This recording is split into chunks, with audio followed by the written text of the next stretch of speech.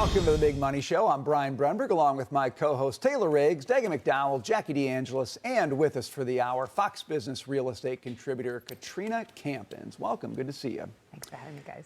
Well, the White House is touting a huge investment to boost the Trump account initiative.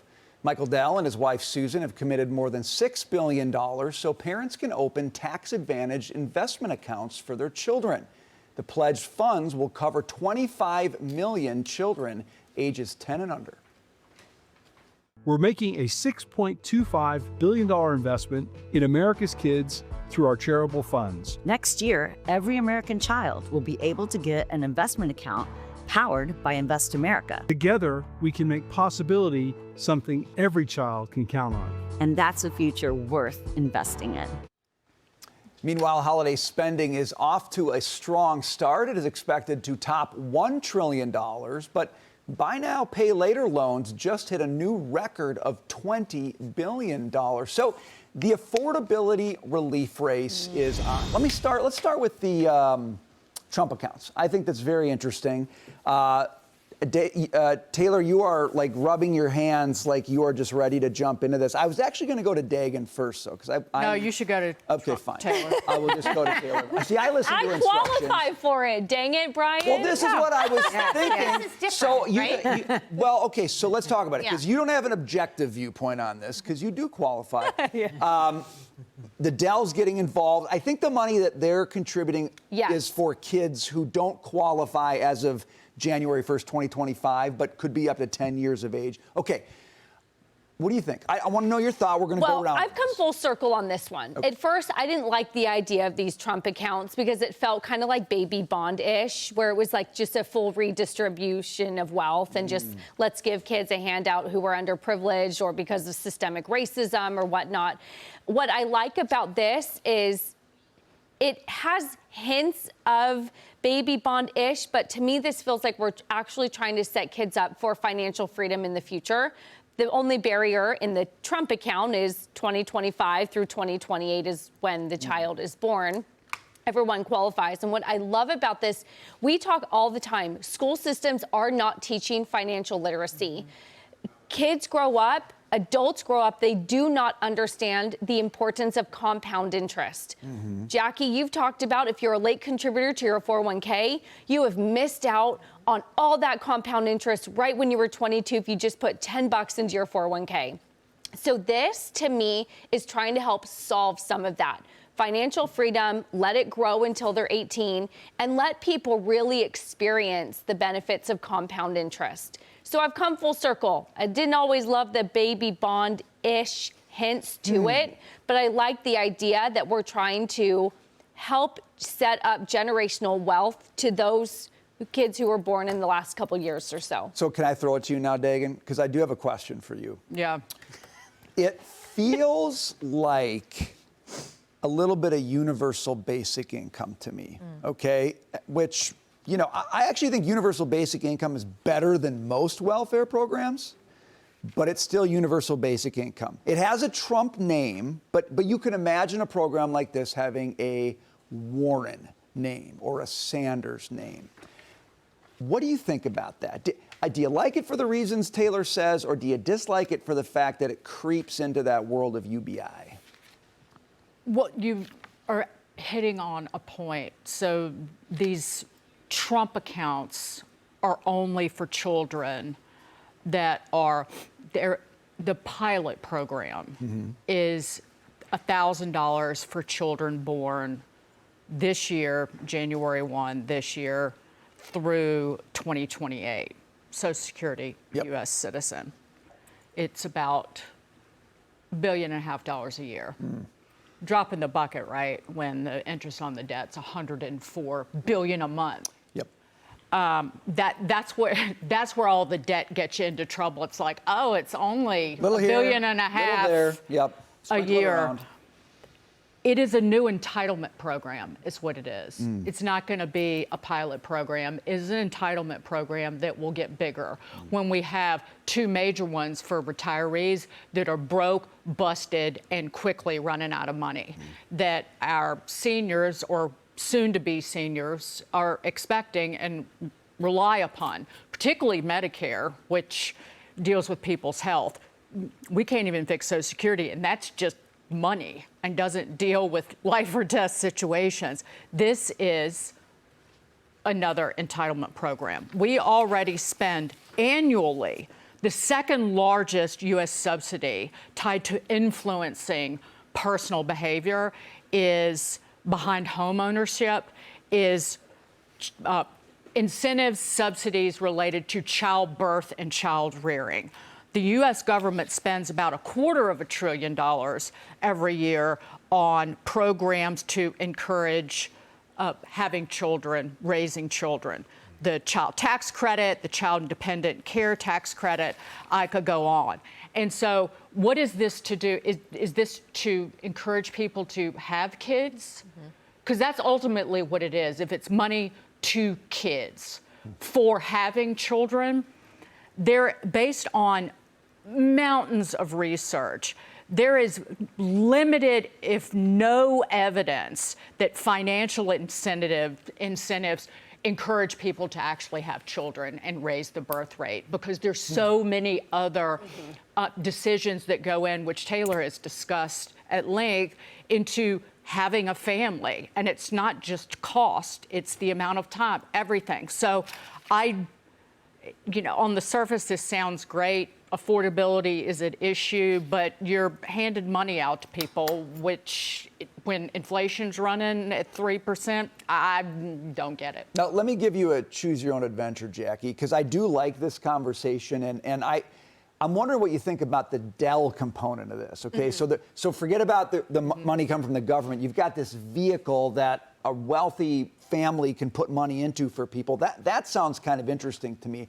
I also want to point out, and the president mentioned gas prices, and he's calling for $2 a gallon gas price. Now, that sounds awesome. We're not there yet, but we are on a national average. I looked at AAA just a little while ago. We are below 3 on a national average, and I think you got like 31. That's so correct. you got 31 states. So it's the affordability thing, right? You got wealthy people in America putting money into accounts. You got gas prices coming down. Choose your own adventure. Okay, that was a lot. So I'm going to start with the Dell. I want to give you a smorgasbord of things that you could choose I'm going to start with the Dell of it all. Okay. I think it's incredibly generous on behalf of the Dells to be able to, do this, provide this kind of, but when you have that kind of wealth, the problem becomes it almost becomes problematic on how to give it away. So obviously this is something that is supportive of the Trump type of initiative. And so you see where I'm going with that. I'll just leave that there. I want to build on what Dagan was talking about for a moment, because the problem that I have with this is, at least Medicare and Social Security, we have paid into. They managed to completely mismanage it anyway, but at least it was incentivizing work, right? We've been talking about this mentality in this country about how hard work is supposed to lead to building wealth, to investing, and that is the model. But we're straying from that model, as Dagan brings up the idea of these entitlements, or you bring up this idea of universal basic income.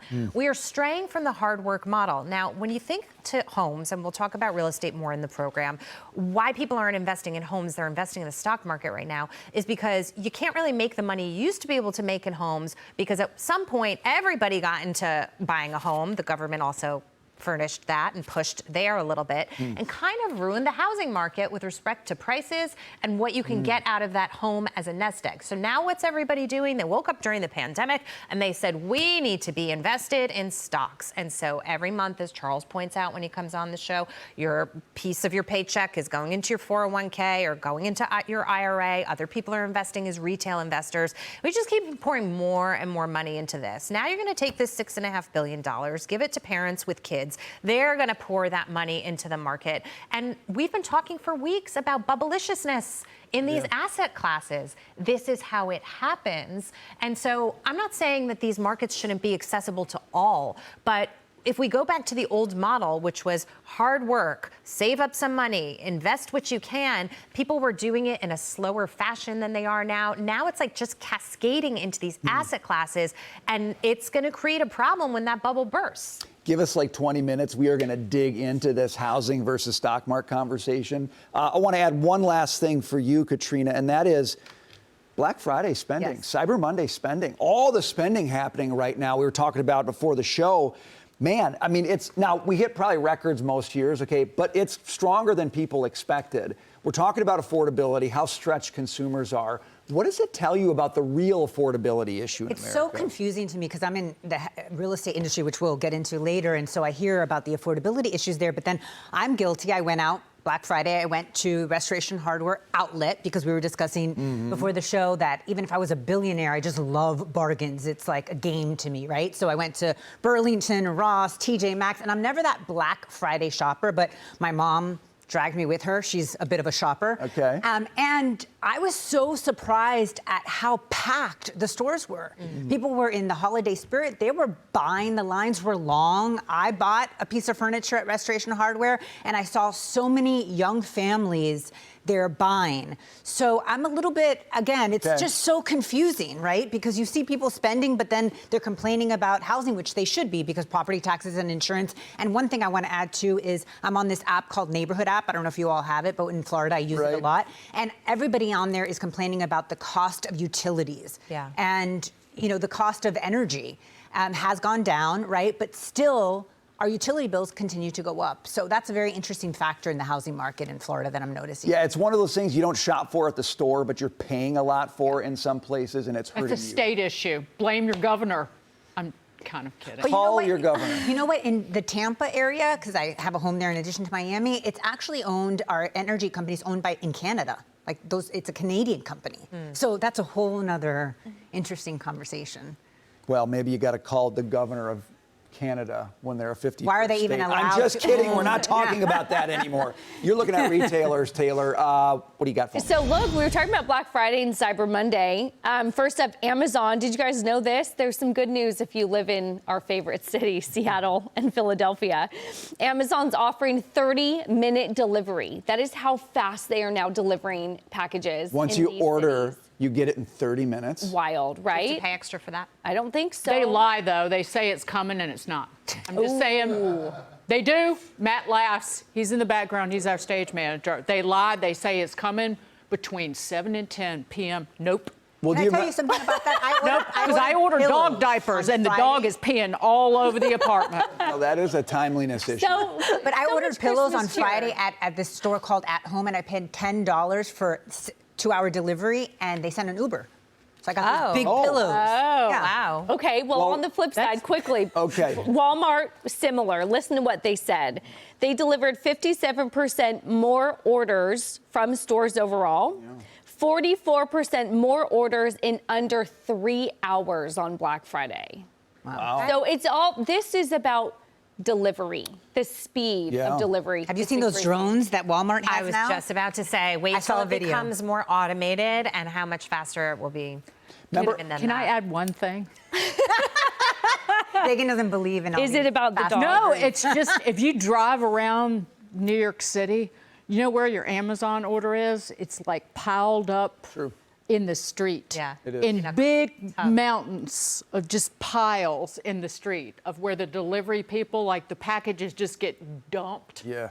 Like, well, not like garbage, but sort of like garbage. And they just are sorting through them on Canal Street, literally. Have you seen those drone videos though? A family did it, and the drone came and dropped off the package from Walmart in their backyard. A little scary. It's a wild world. And we live in. hope your dog feels better. No, the dog's just no, the dog's incontinent. He's 18, blind, and just tinkles everywhere. I need my diapers, and they never show up. Need on those time. diapers in half an hour, Amazon. You heard it here first. All right. We want to hear from you, too, our viewers. So if you have a question for us, go to our X page, leave a comment. We'll answer your questions in our Friday Ask Us Anything segment.